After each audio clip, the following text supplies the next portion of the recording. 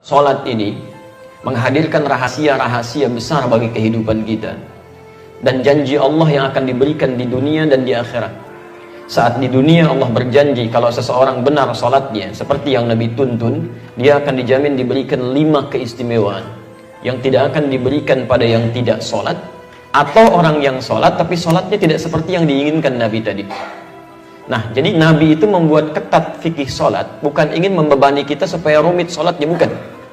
Tapi persoalannya, Nabi menginginkan setiap umatnya mendapatkan 5 keistimewaan ini. Jangan sampai ada umat Nabi nggak dapetin satu di antara yang 5 ini.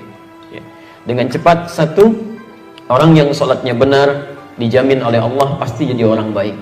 Sifat dan sikapnya pasti baik. Itu ada di Quran surah ke-29 ayat 45, seperti pernah kita bahas di pertemuan lalu. Innas salata tanha 'anil fahsya wal munkar. Orang yang salatnya benar, sungguh salat yang ditunaikan dengan benar itu akan mencegah pelaku dari 2 sumber keburukan. Pertama, fahsya yang diingkari oleh hati, sumbernya nafsu, syahwat, ya. Maaf, pornografi, porno aksi, zina, LGBT, itu fahsya. Ya. Munkar, keburukan yang diingkari oleh jiwa, sumbernya nafsu perut dan akal. Merampok, membunuh, ya, maaf, mencuri, korupsi, narkoba, macam-macam, itu mungkar itu. Jadi mustahil ada orang sholat perilakunya buruk. Jadi, Nabi menginginkan setiap orang sholat harus jadi orang baik. Silahkan Anda cek ya, anak-anak kita itu baru tumbuh saja, menjelang balik usia 7 tahun, yang ditekankan oleh Nabi itu sholatnya, bukan yang lain. Dan Nabi ajari dia sholat. Kenapa? Karena kalau anak-anak baik sholatnya dari sejak awal, akan tumbuh jadi orang baik setelahnya. Saya ingin sampaikan pesan nih, agak unik sekarang ya. Kalau dulu orang fokus pada sholat nih, sekarang saya agak bingung, anak-anak TK udah diajarin manasik gitu kan. Insya Allah fokus dulu pada sholatnya gitu kan. Tidak salah memang, cuman fokus pada yang utama gitu. Sholat pada belum baik, masuk ke masjid langkahnya sudah salah, diajarin manasik gitu kan. Tapi memang tidak keliru, tidak, cuma ada prioritas yang harus kemudian jadi patokan di situ. Tapi yang kedua, orang yang sholatnya benar itu hatinya cenderung tenang. Ada di Quran surah ke-20 ayat ke-14, ditafsir di Quran surah ke-13 ayat ke-28. Kita sudah bacakan, wa aqimis salata lidzikri, tunaikan salat sebagai zikir kepada saya, kata Allah. Ditafsir di Quran surah Ar-Ra'd ayat ke-28, ala bidzikrillah tatma'innul qulub. Jika benar zikirnya kepada Allah, salatnya benar, maka dampaknya ke hati pasti tenang. Kalau hati Anda sudah tenang, dihadapkan pada masalah apapun akan biasa saja. Yang besar jadi ringan, yang ringan seakan tidak ada masalah gitu. Di orang-orang yang sholatnya baik menghadapi persoalan kehidupan itu cenderung lebih nyaman, tenang gitu, nggak susah dia. Itu poinnya. Yang ketiga, orang kalau sholatnya benar dijamin langsung oleh Quran, seperti pernah kita bahas kemarin ya, Allah akan jamin kemudahan hidupnya, bahkan rizkinya. Itu ada di Quran surah ke-65 ayat 2-3, ditafsir di Al-Baqarah di ayat yang sama 2-3. Wa may yattaqillaha yaj'al lahu makhrajan wa yarzuqhu min haitsu la yahtasib. Ya. Siapa yang bisa meningkatkan takwanya kepada Allah Subhanahu wa taala, takwanya tingkatkan, yaj'al lahu makhrajan, kami berikan jalan keluar, solusi dari setiap persoalan yang ia alami. Tolong garis bawahi lagi ya, sering kita lupa ini. Rumus menyelesaikan masalah itu mudah menurut Quran. Anda tingkatkan takwa, masalah Allah selesaikan. Semakin Anda tingkatkan takwa, persoalan lebih ringan. Orang-orang yang terus meningkatkan takwanya kepada Allah, maka akan diringankan kehidupannya oleh Allah. Bukan nggak punya masalah, Bu ya. Sama, dia punya masalah. Cuman saat akan dihadapi, Allah sudah ringankan masalahnya, sehingga seakan-akan seperti nggak punya masalah.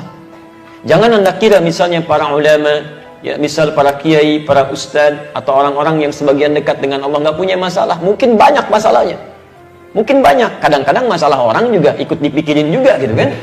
Silakan Anda cek. Apa Anda pikir pulang pengajian ustadz selesai? Tidak. SMS kadang penuh lagi, kadang ada yang nanya via email lagi. Ya, diri sendirinya mungkin nggak punya masalah, masalah orang ikut dipikirin. Ya. Nah, tapi alhamdulillah ya, beberapa keadaan dibuat ringan. Ya, bukan nggak punya masalah, tapi diberikan keringanan ya dengan beberapa hal yang Allah kemudian berikan aturannya. Dan Anda tidak harus menjadi ustadz atau ulama untuk mendapatkan ketakwaan kepada Allah. Abu Bakar seorang pebisnis, dia. Uthman seorang pebisnis, Umar bin Khattab seorang birokrat. Ketika dekat dengan Allah, ringan masalah kehidupannya. Tayyib. Nah, bagaimana cara meningkatkan takwa? Kalimat takwa disebutkan 115 kali dalam Al-Quran. Kalimat pertamanya bersanding dengan sholat. Di Al-Baqarah ayat 2-3. Dzalikal kitabu la raiba fi hudan lil muttaqin. Siapa muttaqin ini? Ayat 3-nya. Alladzina yu'minuna bil ghaib wa yuqimunas shalah. Yang menyempurnakan sholat. Jadi kalau Anda punya persoalan dalam kehidupan, padahal sholat tiap hari, 5 waktu plus sunnahnya belum selesai juga, maaf, bukan karena sholatnya, mungkin cara kita menunaikannya yang belum sempurna. Karena bahasa Qur'annya menyempurnakan sholat, bukan cuma asal sholat.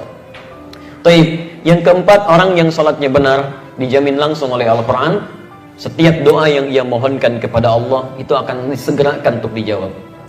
Disegerakan untuk dijawab. Masya Allah, ya. Itu sudah kita contohkan di bulan lalu. Bahkan contohnya, contoh yang sangat luar biasa, yang kata manusia nggak mungkin terjadi, kata Allah tidak ada yang mustahil.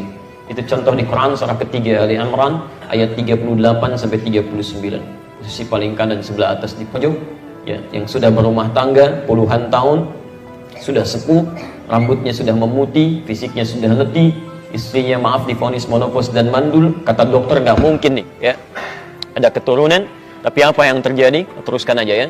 Antum kan sudah sholat, tenang aja deh. Baik. Urusan lampu padam nyala, urusan kita ta'lim. Baik. Jadi apa yang terjadi? Suaminya kemudian sholat, memohon kepada Allah dalam sholatnya dan dikabulkan dan punya keturunan dia. Ya. Dan yang terakhir, yang kelima, teman-teman sekalian, orang yang sholatnya benar dijamin oleh Allah Subhanahu Wa Taala hidupnya akan selalu bersanding dengan kesuksesan dan kebahagiaan, apapun aktivitasnya. Itu ada di Quran surah ke-23 ayat 1 dan 2. Jadi Anda tidak diminta oleh Allah jadi apapun, silahkan aja sesuai dengan apa yang Anda kira-kira inginkan, selama itu baik. Yang penting kaidah Qurannya soleh, soleh, ya, menjaga aturan Allah, dekat dengan Allah. Quran surah ke-7 ayat 189. Anda mau jadi pembisnis, silahkan pembisnis yang soleh. Anda jadi diplomat, silahkan diplomat yang soleh. Anda mau jadi tentara, polisi, silahkan tentara polisi yang soleh. Ya, Anda mau jadi apapun silahkan sepanjang Allah ridha, itu soleh.